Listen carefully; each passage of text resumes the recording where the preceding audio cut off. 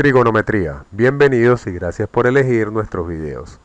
El video que verán a continuación tiene por objetivo principal enseñar al estudiante a relacionar los triángulos rectángulos con la descomposición de vectores en el plano bidimensional. Para lograr el objetivo es recomendable que el estudiante vea el video Trigonometría Triángulo Rectángulo 1 paso a paso. En la descripción les dejo el link. Para iniciar se va a construir un plano bidimensional XY. Sobre este plano vamos a trazar un vector B separado del eje X, un ángulo alfa. Ahora vamos a trazar desde el extremo del vector una línea paralela al eje Y que llegue hasta el eje X. Y a su vez desde el mismo extremo del vector vamos a trazar otra línea paralela al eje X que llega hasta el eje Y. Observe que se formaron dos triángulos, uno por encima del vector y otro por debajo del vector. Recuerden que las líneas trazadas son una paralela al eje Y, por lo tanto es perpendicular al eje X, y otra es paralela al eje X, por lo tanto es perpendicular al eje Y, formando entonces así dos triángulos rectángulos. Vamos a tomar uno de estos triángulos. Recuerden que estos triángulos, por ser rectángulos, presentan entonces catetos opuestos al ángulo, cateto adyacente al ángulo, y la hipotenusa, que es la línea que está frente al ángulo de 90 grados. Ahora recordemos las razones trigonométricas usadas para resolver este tipo de triángulo. El seno del ángulo es igual al cateto opuesto entre la hipotenusa. El coseno es igual al cateto adyacente entre la hipotenusa. Y la tangente del ángulo es igual al cateto opuesto sobre el cateto adyacente. Recuerden que cualquier triángulo rectángulo se puede resolver también a través del teorema de Pitágoras. Regresemos al gráfico. Comencemos trazando la componente del vector en el eje Y. Observen que es una línea que inicia donde inicia el vector y finaliza donde termina el vector. Lo mismo vamos a hacer para el eje X.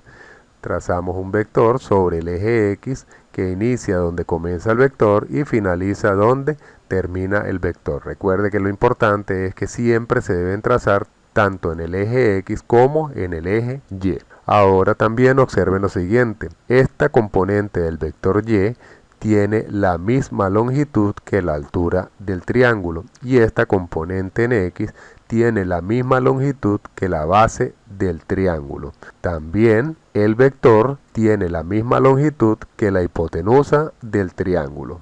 Por lo tanto, podremos concluir que la hipotenusa es igual a la magnitud del vector, que el cateto opuesto es igual a la componente en Y y que el cateto adyacente es igual a la componente en X. Por lo tanto, podremos transformar estas razones trigonométricas quedándonos que el seno del ángulo va a ser igual a la componente en Y sobre la magnitud del vector. El coseno va a ser igual a la componente en X sobre la magnitud del vector. La tangente va a ser igual a la componente en Y sobre la componente en X. Y el teorema de Pitágoras nos queda como la magnitud del vector elevado al cuadrado va a ser igual a la componente en X al cuadrado más la componente en Y al cuadrado. Recuerden que lo que buscamos son las componentes del vector. Para conseguir las componentes del vector vamos a trabajar con las razones trigonométricas seno y coseno. De ellas vamos a despejar tanto la componente en Y como la componente en X. La componente en Y despejada nos va a quedar igual a la magnitud del vector multiplicado por el seno del ángulo. La componente en X nos va a quedar como la magnitud del vector multiplicado por el coseno del ángulo. Si nos piden la dirección del vector, esto no es otra cosa que el ángulo del vector. Este ángulo lo vamos a obtener a través de la inversa de la tangente, que es la arcotangente. Entonces el ángulo va a ser igual al arcotangente de la componente en Y sobre la componente en X. Vamos ahora a realizar el siguiente ejemplo en el cual aplicaremos lo aprendido anteriormente. Dice, calcular las componentes del vector B. El mismo tiene un módulo de 12 unidades y un ángulo de 60 grados, como se indica en la figura. Acá podremos ver la representación del vector y el ángulo que separa este vector del eje X. Iniciemos trazando las líneas paralelas tanto al eje Y como al eje X. Y ahora vamos a trazar las componentes del eje Y y las componentes del eje X.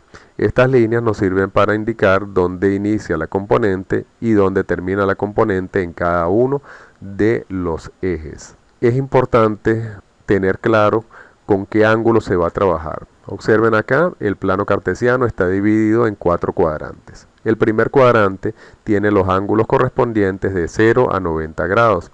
En el segundo cuadrante tenemos ángulos que van desde 90 a 180 grados. En el tercer cuadrante los ángulos van de 180 grados a 270 grados. Y en el cuarto cuadrante los ángulos van de 270 grados a 360 grados. Si nuestro vector se encuentra en el segundo cuadrante y nos indican que el ángulo es de 60 grados, en principio parece que esto no corresponde, ya que los ángulos en el segundo cuadrante deben ir de 90 a 180 grados. Sí se puede trabajar con este ángulo de 60 grados, pero hay que estar pendiente que estamos en el segundo cuadrante, donde las componentes en X son negativas y las componentes en Y son positivas.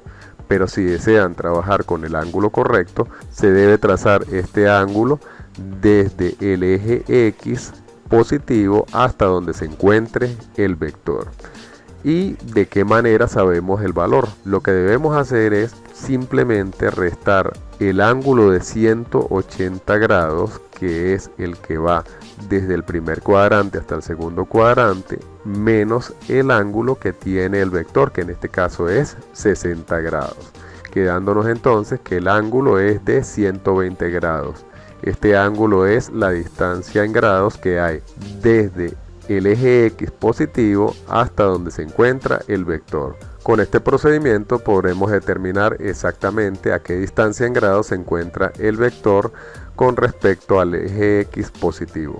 Una vez conocido el ángulo, entonces procedemos a la descomposición del vector. Iniciemos con la descomposición de este vector en el eje Y. Para ello necesitamos la magnitud del vector, que la conocemos, 12 unidades, y el ángulo, que también lo conocemos, que es de 120 grados.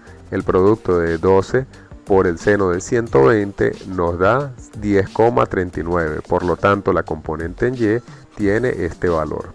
Vamos ahora a buscar la componente en X.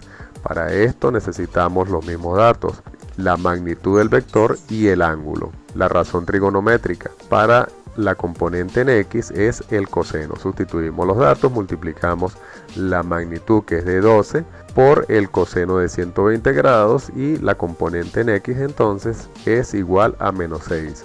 Observen que acá nos dio negativa, como lo tenemos planteado en el diagrama.